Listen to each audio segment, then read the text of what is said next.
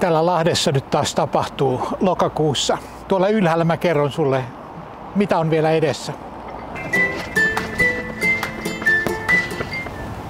Tässä on Lahden Ristinkirkon portaat ja tuossa takana on sitten Ristinkirkko.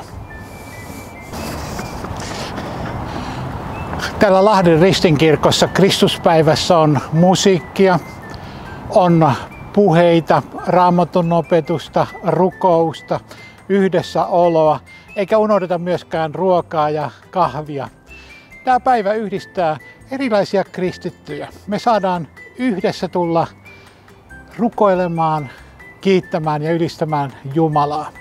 Tervetuloa mukaan Kristuspäivään tänne Lahden Ristinkirkolle.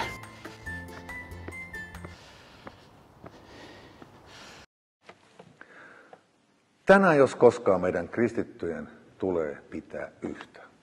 Meillä on maailman paras sanoma tälle maalle. Tule mukaan Lahden Kristuspäivään. Nähdään siellä.